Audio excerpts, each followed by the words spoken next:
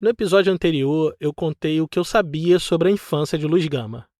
O sobrado da Rua do Bangala, Luísa Maim, o pai apostador endividado que vendeu o próprio filho a bordo de um navio no Porto de Salvador. Achei que tinha contado essa história por completo. Já estava com tudo pronto para seguir para o próximo episódio. Roteiro escrito, locução gravada, mas então eu recebi uma mensagem. Era Bruno Rodrigues de Lima. Eu conheci o Bruno em 2021. Tinha escrito uma resenha para a revista 451 sobre as obras completas de Luz Gama, uma coletânea de textos inéditos que o Bruno estava organizando pela editora Edra. Ele morava na Alemanha, desenvolvia seu doutorado em História do Direito e Luz Gama era o centro de tudo. A gente conversou um pouco antes de eu escrever a resenha. 4 anos depois, quando eu comecei a preparar essa temporada aqui, me deparei com o livro Luiz Gama contra o Império, que era a tese de doutorado do Bruno, adaptada para o mercado editorial. Li e soube na hora que precisava entrevistar ele. Fui atrás de todos os contatos que eu tinha, e-mail, telefone e nada, sem resposta. Precisava começar a temporada e comecei sem a entrevista dele. Mas depois do primeiro episódio publicado, um contato atualizado chegou até mim. E aí veio a bendita mensagem no WhatsApp. Era o Bruno me respondendo. E quando a gente finalmente conversou, ele me disse uma coisa. Algo como: ouvi o primeiro episódio, tá muito bom, mas tem mais coisa para ser dita sobre a infância de Luz Gama. Ao que parece, aquele sobrado que Luz Gama nasceu, na Rua do Bangala, escondia muito mais coisas sobre o Brasil do que eu podia imaginar. Meu nome é Thiago André e esse aqui é o História Preta. Você está ouvindo Luz Gama, uma temporada sobre como um menino escravizado se fez poeta, escritor, advogado e libertador. Episódio 2, Tábua de Esmeralda. No episódio anterior, eu contei que tudo que sabemos sobre a infância de Luz Gama vem de uma única fonte, uma carta. Escrita em 25 de julho de 1880, quando Luz Gama tinha 51 anos. 6 páginas endereçadas a um amigo chamado Lúcio de Mendonça, que queria escrever um perfil biográfico sobre ele. Nessa carta, Gama conta a sua vida. A mãe, o pai, a infância em Salvador, a venda como escravo, a chegada em São Paulo e tudo de extraordinário que veio depois disso. Essa foi a única vez que ele contou tudo isso no papel. Eu li muitas vezes essa carta, leio muitas vezes essa carta e vou vendo coisas que não via nas primeiras leituras. Aqui é o Bruno Lima. Hoje ele é pesquisador do Instituto Max Planck, doutor em Direito e Sociologia, organizador das obras completas de Luz Gama, autor do livro Luz Gama contra o Império e há poucos meses lançou um livro sobre as origens perdidas de Luz Gama. O livro, que se chama Pai contra Mãe, foi lançado pela editora Edra no fim do ano passado. Por algum motivo, passou longe do meu radar de pesquisas para essa temporada. Acontece que nesse livro, Bruno expõe novas descobertas e levanta novas hipóteses que mexem com tudo o que a gente sabia sobre os primeiros anos de vida de Luz Gama. E o ponto de partida para toda essa descoberta sempre esteve diante dos nossos olhos. A carta. A bendita carta autobiográfica. Eu tinha um hábito, ainda tenho, na verdade, de ler essa carta em 2 datas, ler em voz alta, em 3 datas, na verdade. No 21 de junho, no 24 de agosto e no 10 de novembro. São 3 datas importantes para Luz Gama. 21 de junho é o dia do seu nascimento, 24 de agosto é o dia de sua morte, e 10 de novembro é a data que foi traído pelo pai e vendido como escravo. E eu já li essa carta em contextos muito legais, muito bonitos. E ler em voz alta é um exercício de você conversar com o seu autor, né? Eu até entendo dessa maneira. E antes eu fazia isso em público, com outras pessoas, participando da leitura dessa solenidade. Bruno organizava uma solenidade anual em Salvador, chamada Tributo ao Tribuno Negro Drama Luiz Gama, que visava comemorar o aniversário de nascimento do abolicionista. O tributo consistia em um ritual simples: a leitura da carta em voz alta, seguida de uma caminhada que saía da Galeria 13, na Rua Gravatá, subia a ladeira do Bangala e terminava diante do sobrado onde Luiz Gama nasceu. Em frente ao sobrado, realizavam 1 minuto de silêncio ou de aplauso em homenagem a ele. Em 2015, depois da morte acidental de Deraldo Lima, dono da Galeria 13, o ritual precisou ser adaptado. Eles fizeram a leitura da carta no Colégio Teixeira de Freitas, durante uma ocupação estudantil, e partiram dali para o sobrado na Rua do Bangala. Foi durante essa caminhada que um professor de filosofia da escola, chamado João Belmiro, se aproximou de Bruno e disse uma coisa que ele não queria ouvir. "Vem cá, você conhece a história do pai de Luiz Gama?" Bruno desconversou, falou que sabia o que estava na carta. E Belmiro continuou: "Pois eu sei quem ele era." No momento eu recebi mal pra caramba. Eu não queria olhar para aquela figura, que dirá saber o seu nome. Eu, como um leitor devoto do Luiz Gama, pensava, se o Luiz Gama não quis dizer o nome, quem sou eu para querer saber? Ele simplesmente botou uma pedra em cima e falou: aqui ninguém cruza. Era exatamente essa minha leitura. Luiz Gama disse muitos nomes em sua carta. Lembrou de detalhes minúsculos de sua história pessoal, mas escolheu nunca, jamais dizer o nome do homem que o traiu.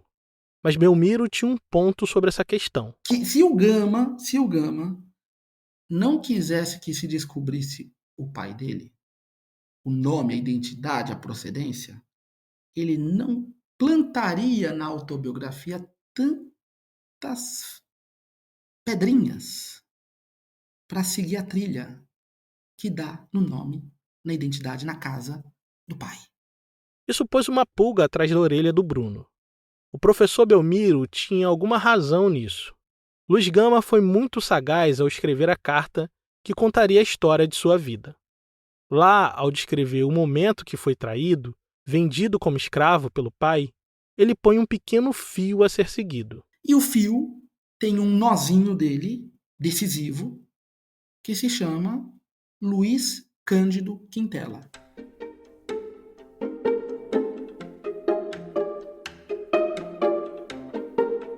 Em sua carta, Luiz Gama não diz o nome do seu pai, mas descreve com riquíssimo detalhe quem é o melhor amigo dele.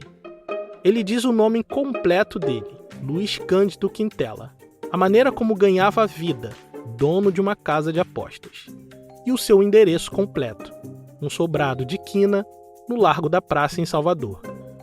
Achando o amigo, facilmente também achariam seu pai, o criminoso que o traiu, vendendo a sua liberdade num navio no Porto de Salvador. Olha, Salvador tem uma classe média e uma elite muito pequena. Muito pequena. Todo mundo se conhece. E tem linhagens ali que estão no mesmo bairro há 300 anos. Então todo mundo sabe quem é o avô, o bisavô.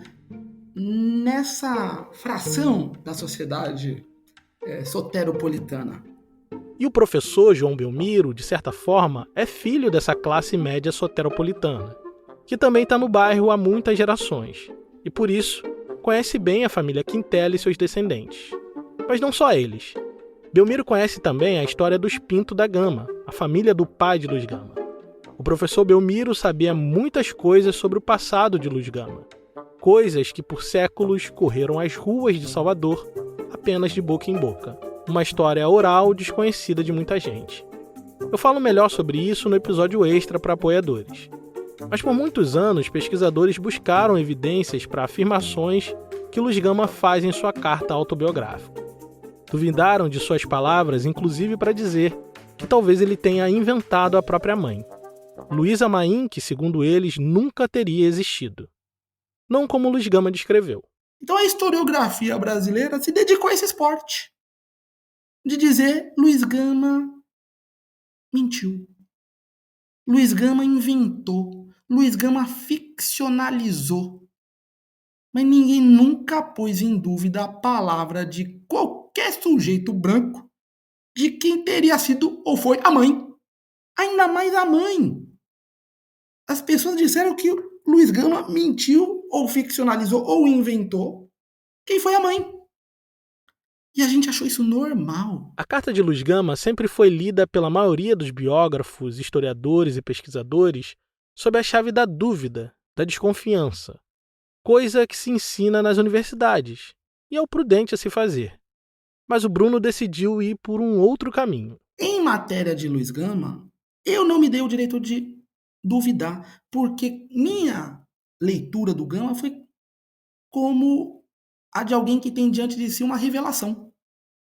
Uma revelação. Então, o que estava ali na tal autobiografia, a carta de Luiz Gama a Lúcio de Mendonça, de 25 de julho de 1880, para mim é verdade verdadeira. Como diz Jorge Ben, que havíamos conversado antes, Tiago André, é verdade sem mentira, certo, muito verdadeiro. Não é assim que está na Tábua de Esmeralda? É exatamente assim que está na Tábua de Esmeralda, disco de Jorge Benjol lançado em 1974. Eu e o Bruno conversamos brevemente sobre isso antes da entrevista. Na capa do disco está estampada essa frase: é verdade, sem mentira, certo e muito verdadeiro. A frase vem de um texto hermético medieval, documento fundador da alquimia chamado Tábua de Esmeralda, que inspirou o nome do disco. A ideia central do texto era que uma verdade profunda opera em camadas. O que aparece na superfície esconde uma verdade mais profunda, e quem souber ler, encontra. Então eu não li o Luiz Gama assim, vou pôr em dúvida, vou achar erro. Porque esse é outro esporte nacional, né? É essa coisa de, não, ele se confundiu, ele errou, ele falou que a mãe era africana livre, mas a mãe não era africana livre. Lendo a carta como verdade verdadeira, Bruno encontrou coisas escondidas há 2 séculos. Começou desfazendo um nó chamado Luiz Cândido Quintela, o amigo do pai de Luiz Gama. Bruno foi aos jornais do século XIX, edição por edição, e encontrou Quintela. O homem existiu, o endereço batia, os negócios batiam. Cada detalhe confirmava a veracidade da carta de Luiz Gama. Mas ainda faltava o nome do pai.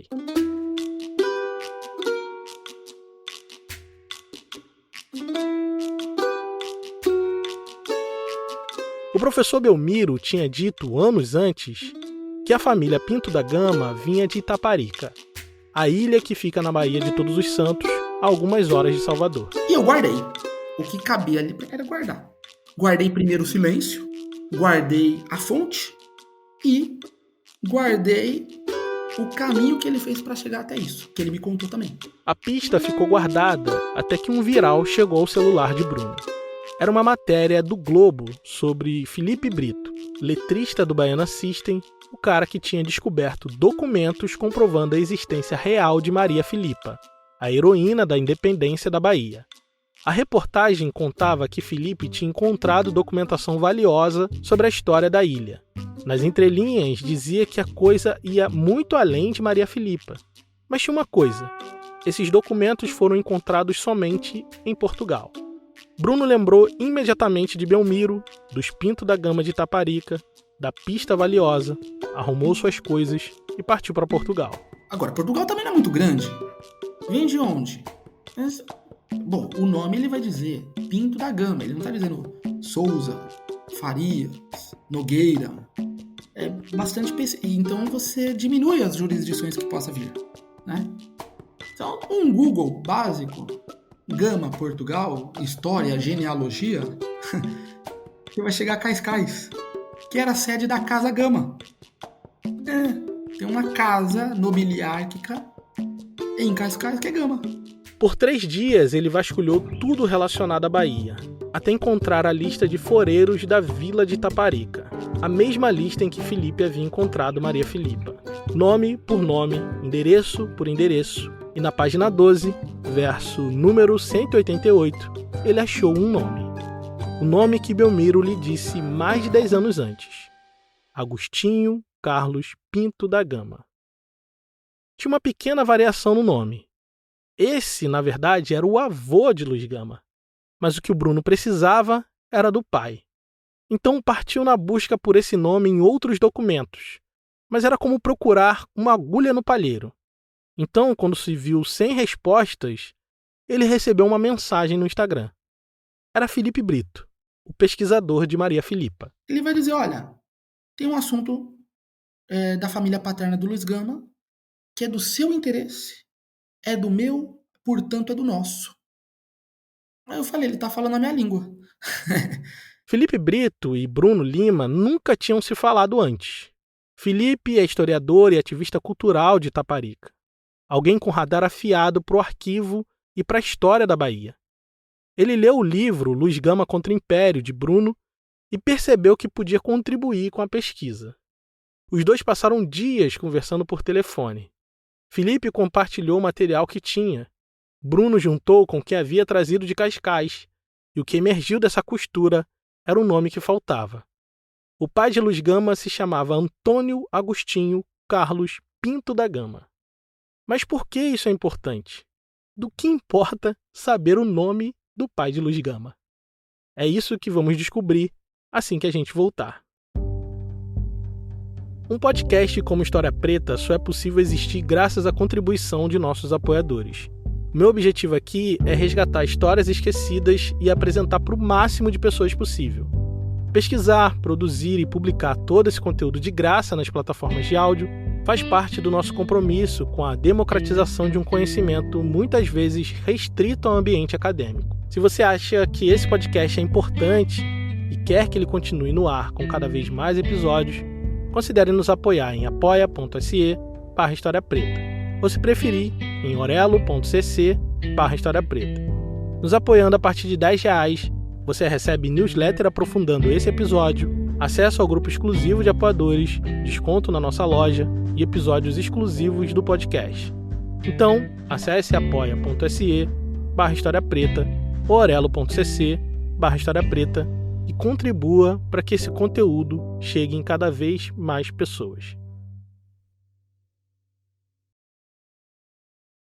Saber o nome do pai de Luiz Gama era só a primeira peça a cair nessa longa trilha de dominós chamada Origens Perdidas de Luiz Gama. Antônio Agostinho era filho do Agostinho Carlos que Bruno encontrou em Cascais, em Portugal. Sobrinho de criação de uma mulher chamada Maria Rosa de Jesus. Filha de uma família de Santo Amaro da Purificação com algum prestígio local. Uma família de fidalgos de segunda linha. Proprietários de terra, com trânsito na sociedade baiana, mas sem grandes títulos. Com o nome em mãos, Bruno sabia o que fazer. Foi ao arquivo público do estado da Bahia e começou um pente fino. Testamento, as certidões de compra e venda, de hipoteca, um conjunto de documentos. E o Luiz Gama, como você bem disse, que a autobiografia contém todas essas direções, porque está tudo lá. A carta de Gama dizia que o pai esbanjou uma boa herança obtida de uma tia em 1836. Se havia herança, havia testamento. Se havia testamento, ele estava em algum cartório de Salvador. E ele estava certo. Ele achou o testamento da tia no arquivo público do estado da Bahia. E o testamento tem a história, tem uma parte muito importante da história. O testamento de Maria Rosa, a tia da boa herança, traz revelações inéditas sobre a vida de Luiz Gama, que pôs um ponto final em discussões e dúvidas que duraram quase 200 anos. A primeira delas é a liberdade de Luiz Gama. Na quinta cláusula do documento, Maria Rosa declara explicitamente que o menino Luiz Gonzaga Pinto da Gama, filho do seu sobrinho, era livre de toda escravidão, como se assim nascesse. Esse é o registro documental que comprova por A mais B que a sua venda como escravo foi absolutamente ilegal e, portanto, criminosa. E isso nos leva a mais uma revelação desse documento. Quando ela faz o testamento, ela morreu 2 ou 3 meses depois, ela já não estava muito bem de saúde, sentiu que ia morrer, chamou alguém de confiança dela, que era um tabelião, por sinal, registrou a vontade final, registrou ali com testemunha e tudo, e depois levou no cartório. E o menino Luiz Gama é herdeiro. Bruno Lima, que antes de tudo é doutor em direito, faz uma leitura minuciosa do testamento e explica que a herança que o pai de Luiz Gama dilapidou tinha uma hierarquia. Antônio Agostinho, pai de Luiz Gama, foi nomeado herdeiro universal dos bens, mas tinha uma condicionante para desfrutar disso. Ele seria tutor legal do filho e tinha a obrigação de prover toda a educação necessária até a maioridade. Além disso, seria apenas um administrador dos bens que o menino herdaria até que ele pudesse se reger. O testamento diz claramente que o pai de Luiz Gama só herdaria o que sobrasse depois do menino receber todos os bens que lhe era direito. Nessa história, a gente tem que entender quem é a tia-avó, qual é a relação dela com o sobrinho, com o irmão dela, com as pessoas escravizadas e principalmente com o xodó dela, e nomeado herdeiro dela, Luiz Gama. O pai de Luiz Gama foi criado como um filho pela tia, e esse amor foi herdado por Luiz Gama, que não era tratado como um filho bastardo, mas como um legítimo membro da família. Maria Rosa, ao manifestar os seus últimos desejos, amarrou o testamento de forma que o pai ficasse apenas com o remanescente dos bens, ou seja, o que sobrar depois de Gama receber o principal. Isso foi uma decisão deliberada de uma mulher que conhecia bem o sobrinho e desconfiava dele. Mas depois que a tia morreu, o pai de Luiz Gama ficou responsável de fazer cumprir o testamento.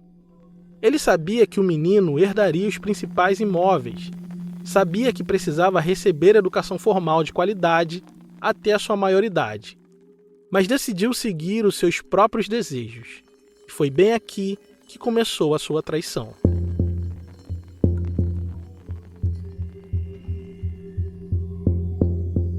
Maria Rosa de Jesus morreu em agosto de 1837. O corpo ainda estava morno quando o pai de Luiz Gama foi ao cartório pela primeira vez. Primeiro hipotecou o sobrado da Rua do Bangala, depois outro, depois vendeu as casinhas da herança, depois um terreno herdado da própria mãe, abaixo do valor de avaliação. Um claro sinal de desespero. E depois, por último, um lote de terra que restava. 5 escrituras de hipoteca e venda. 3 anos. Um patrimônio inteiro destruído. Antônio Agostinho liquidou sistematicamente tudo que o testamento havia destinado ao filho, sobrados, terrenos, casas, antes que o menino tivesse idade de reivindicar qualquer coisa. E com uma rede de apoio de canalhas corruptos, numa história que qualquer brasileiro conhece. Algo parecido. De dilapidação patrimonial de um vulnerável. Não é uma história extraordinária, lamentavelmente. A traição de Antônio Agostinho, pai de Luiz Gama, não começa na escravidão do próprio filho, mas na interdição do seu futuro. Ele interditou a possibilidade de um menino negro herdar os seus próprios bens. Interditou a possibilidade de ter uma educação de excelência desde a infância. Então dilapida o patrimônio dele com um método, tem um método para essa dilapidação, e vai interditando a vida dele, como você bem usa este verbo, interdita ele, né? Sufoca ele, estrangula mesmo, e tenta matar. Escraviza e tenta matar. Em vida, que era uma escravidão perpétua, com um documento forjado. E Luiz Gama pôs tudo isso em sua carta autobiográfica, como quem escreve um enigma a ser descoberto. Como toda biografia, Luiz Gama começa dizendo onde nasceu, mas ele poderia apenas falar sobre a cidade que nasceu, ou o bairro, mas não. Ele escolhe deliberadamente falar que nasceu no sobrado na Rua do Bangala, naquela esquina específica, para que não houvesse dúvidas de qual propriedade estava falando. Propriedade que era sua. O argumento do livro, eu abro o livro dizendo isso, esse livro foi escrito como para servir de prova material que o sobrado da Rua do Bangala é um patrimônio histórico da humanidade. Ele está falando do seu livro, Pai contra Mãe, que fala sobre essas novas descobertas do passado de Luiz Gama. E o Instituto do Patrimônio Histórico Nacional do Brasil, o IPHAN, tem o dever institucional, cívico, constitucional de garantir que este sobrado seja do povo brasileiro. Como um sítio de memória, um sítio de promoção do conhecimento, da cultura, da cidadania. Veja, a descoberta do nome do pai de Luiz Gama tem sua razão de ser. E é por isso que Bruno passou anos seguindo esse rastro.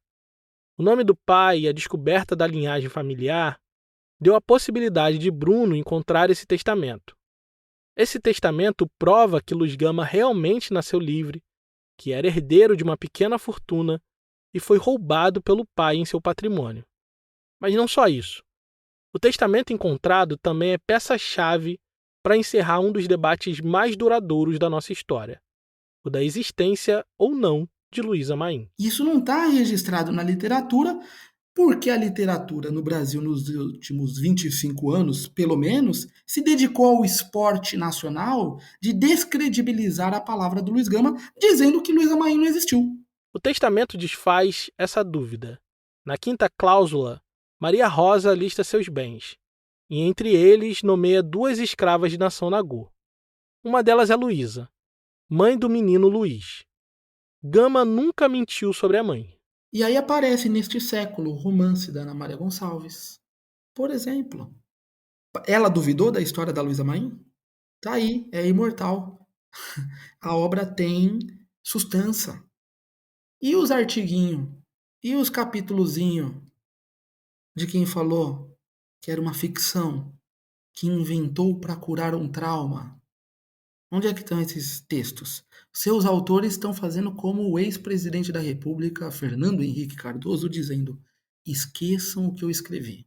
Mas como diz Sabotagem, e você conhece bem o Sabotagem, vai dizer: eu registrei e vim cobrar sangue bom. Não tem isso? Tem, não sabota. Há um ponto, porém, que precisa ser explicado. Gama descreve a mãe na carta como africana livre.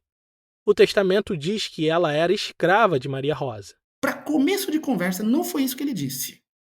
Haja vista que ele envia a carta com um poema chamado Minha Mãe, e que fala que no Brasil ela foi pobre e escrava.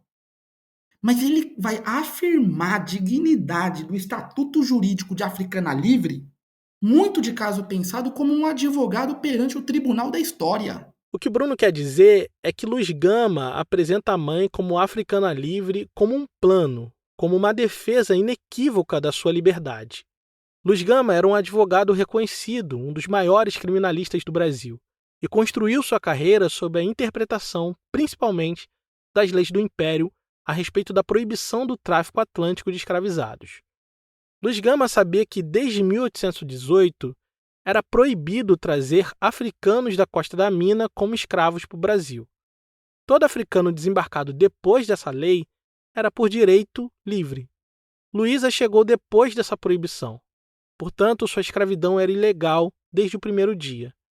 Ao apresentá-la como africana livre, Gama não estava negando a escravidão da mãe.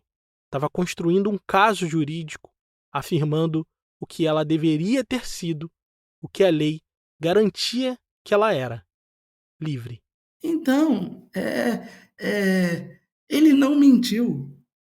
Muito antes, ele construiu um caso histórico: a liberdade da mãe.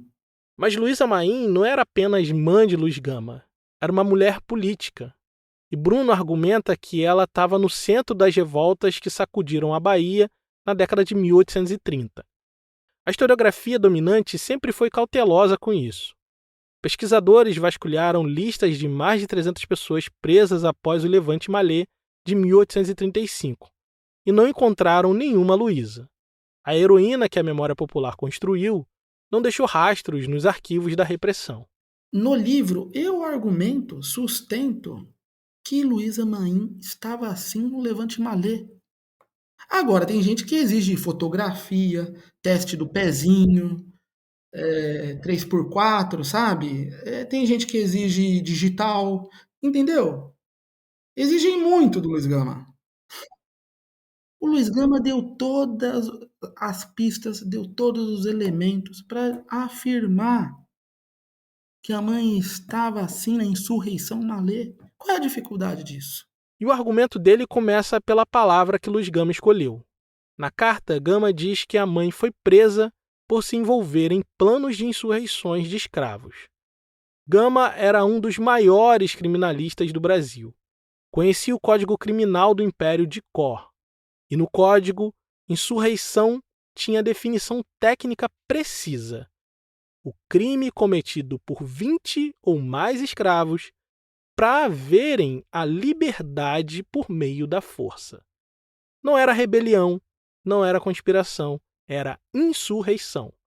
O Levante Malê foi exatamente isso. O plural também importa. Gama diz insurreições, não uma, mas várias. Bruno identifica 3 insurreições principais em Salvador entre 1828 e 1835. Luísa teria participado de todas elas. Ele usa no plural. Foi presa como suspeita de participar em planos de insurreições de escravos que não tiveram efeito. Agora, é claro que ele muito habilmente vai dizer, colocar o suspeita de participar. Tudo isso, lê o Código Criminal da época e você fala, Luiz Gama. Luiz Gama. Luiz Gama estava estrategicamente atenuando a gravidade criminal da participação da mãe.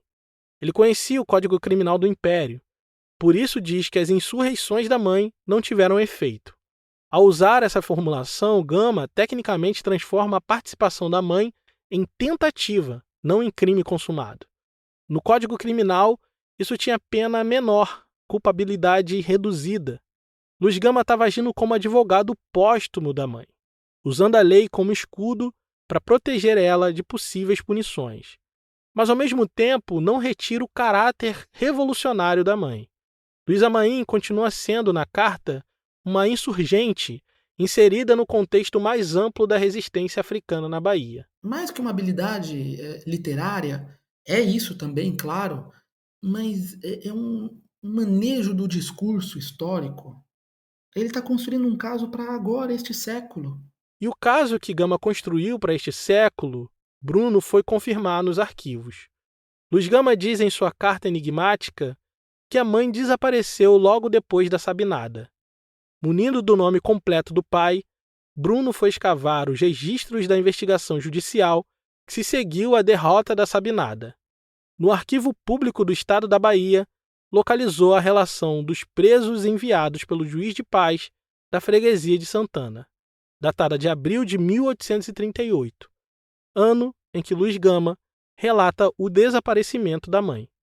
Foi nessa lista que encontrou Luísa Maim, uma hipótese muito forte para o seu triste destino.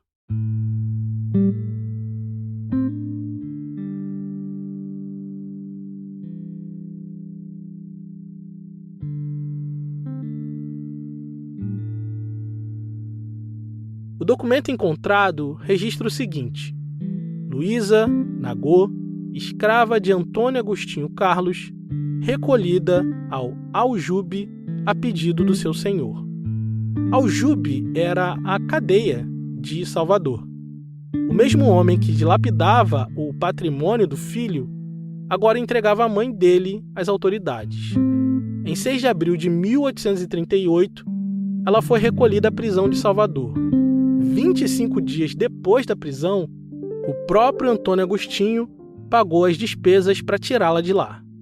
Em 1º de maio de 1838, Luísa estava fora da cadeia, mas Luiz Gama nunca mais a viu.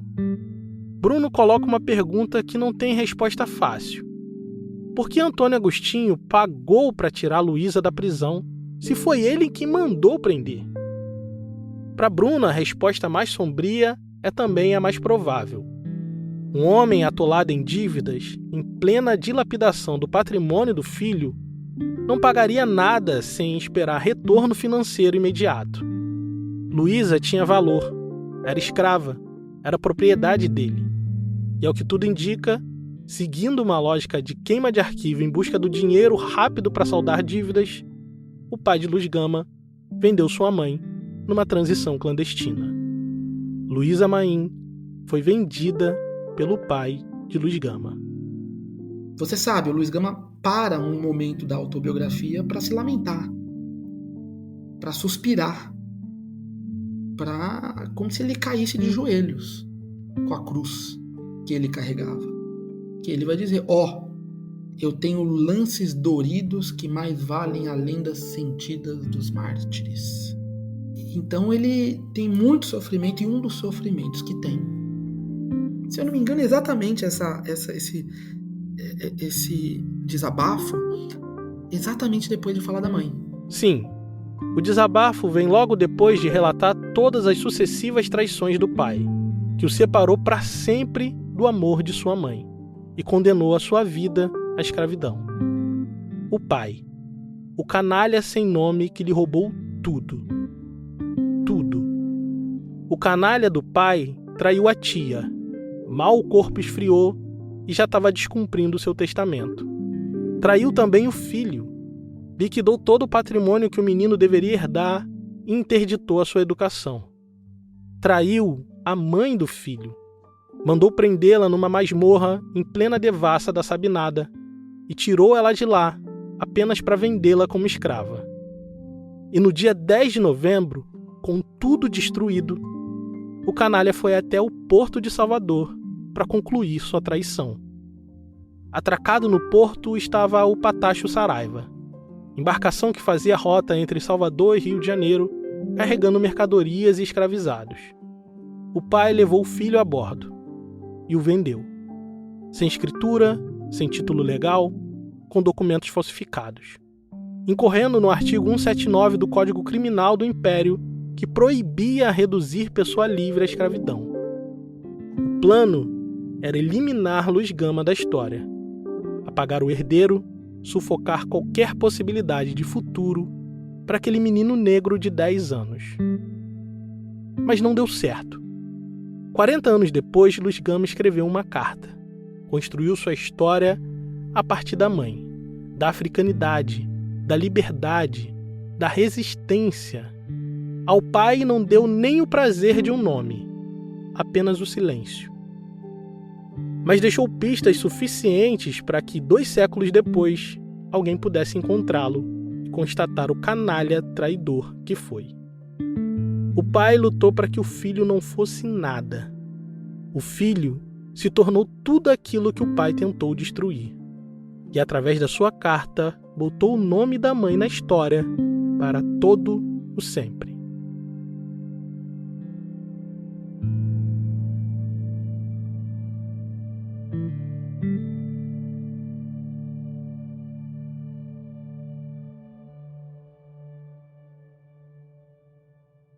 A história de Luz Gama é quase uma alegoria para o Brasil.